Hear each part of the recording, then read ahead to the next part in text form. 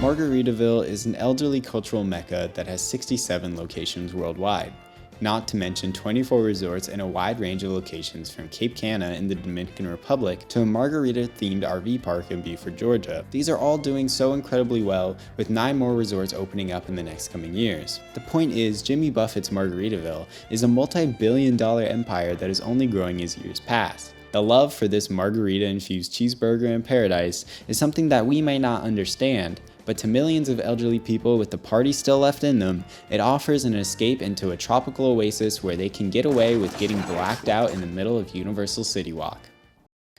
But how did this multi-billion-dollar bender begin?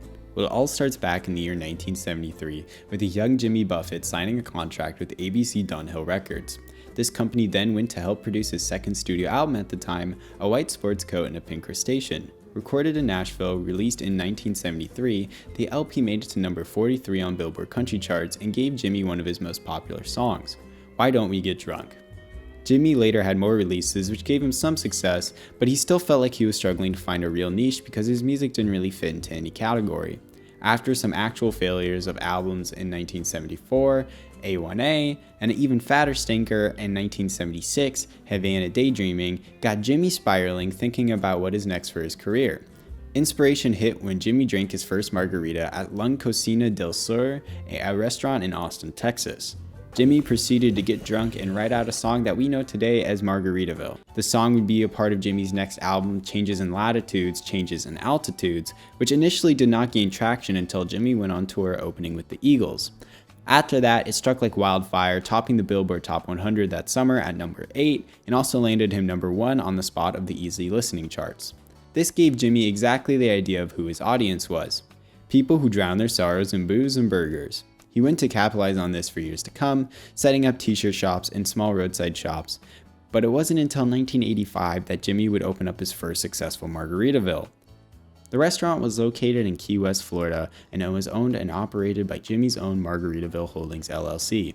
I'm not kidding you when I say that Jimmy was trying his hardest to market the hell out of this thing. He saw something that people didn't, and it was an untapped market. These locations were so successful that by 1999, John Cholin, CEO of Margaritaville Holdings, managed to get space in Universal Studios Orlando's new City Walk area, allowing them to build a 20,000 square foot Margaritaville. The restaurant opened with City Walk that same year and became a huge success. Opening a destination like this at a tourist trap makes perfect sense. Uncle Jeff and Dad are going to sit down on the Jurassic Park ride and go slam a couple margs down at Margaritaville. Over the next 23 years, the company would expand to over 67 locations worldwide and spawn resorts, casinos, and even a retirement community. But before we get into all that, let's take a look at what Margaritaville really has to offer. When you go into a Margaritaville location, you will be blessed with tropical ambiance. Most locations have a painted sky-like ceiling and floors that mimic surfboard-like material. Most locations also have these water-like tiles in the middle of the dining room. The rest is standard tropical theming like fake trees, bamboo huts, and other related theming. Each location has something that makes them stand out though, so I thought I'll go through a couple of my favorites. The Panama City one has like this life-size fort facade that goes across the entire restaurant. Times Square location has a mutilated Statue of Liberty, which is cut in half in the middle of the restaurant. At one of the Margaritaville resorts, they have these little cute little boats that look like they're sitting out on the water, but they're really booths. The one in Orlando has a volcano that erupts into a margarita pitcher, which you can like drink out of, which is awesome. I love that. That's actually the coolest one in my opinion. But you guys get the point. Like a rainforest cafe, Margaritaville restaurants are usually highly themed. This one is just more centered around booze rather than gorillas. Hi there. But one could argue you could also get just as trashed at a rainforest cafe and just as easily. But now that you get the picture of what it looks like on the inside, let's take a look at the menu. The menu is fairly basic American food and is something similar to what you'd see at a Sizzler. The standouts in the menu are of course the cheeseburger in paradise and the lava lava shrimp, which just looks like to be fried shrimp with Thai chili sauce.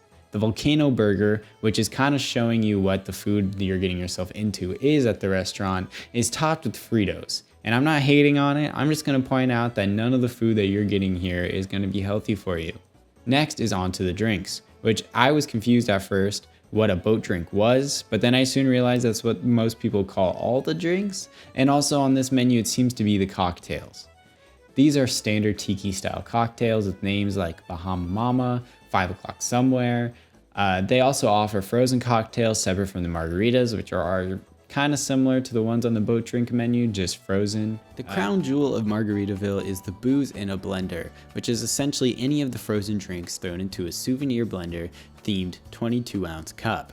And it honestly looks hilarious. I think I will be picking this up when I make my visit, but I don't know about you guys. The last thing I'll mention is just because I thought it was kind of funny, is that they also offer wine by John Legend from his LVE collection. I didn't know he made wine, but kind of all celebrities are doing that now. They all make wine or alcohol.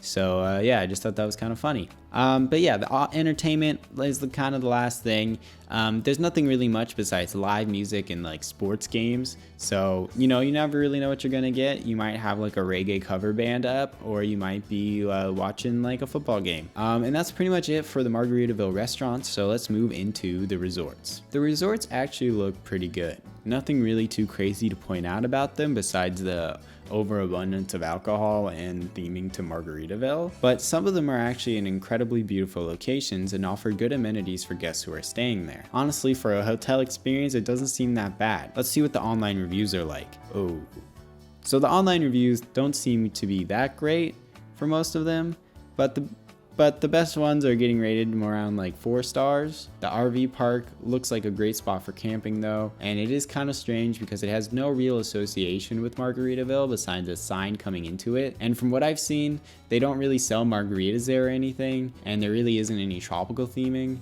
So it's kind of a bummer on that part. Now, if you guys all find this weird and tacky, you may be asking yourself right now, who goes to this place? Well, there's an actual term for the people who are obsessed with Jimmy Buffett's relaxed island lifestyle, and they're called Parrotheads. Typically relaxed older people who have a love for taking things slow and drinking hardcore, usually sporting flip-flops and Hawaiian shirts. These people eat up Margaritaville and probably live there if they could. So that's probably why they built the Margaritaville retirement community. Formerly known as Latitude at Margaritaville, located in Dayton, Florida, it offers nice villas for the 55+ community to literally waste away in Margaritaville. And honestly, I like it. It looks pretty nice. I can't hate on it. It's on the beach. You have a beautiful pool, bars, and gyms to go to, and restaurants. If I was a Parrothead, I could see why you would want to live here. It seems pretty great. It's really not even that expensive either.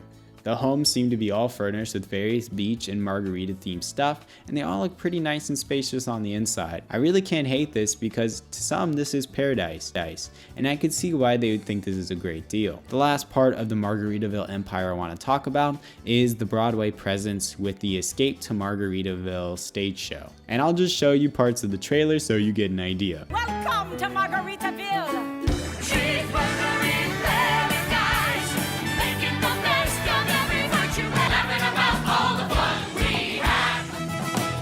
It's actually kind of funny. The first time I heard about this musical, I was passing the Pantages when I noticed that they had like on one of the posters, it was like a Margaritaville themed musical. And I never saw any of the trailers for it until I made this video. But I gotta say, it looks exactly how I pictured it once I saw that poster. It's hilarious. I really just hope that the actors got paid well for being in this crime against nature. It is hilarious. So just one song can really spawn an empire of entertainment and make one man's drunken night one of the most profitable in recent history. Cheers to Margaritaville, I guess, and to all the cheeseburgers in paradise.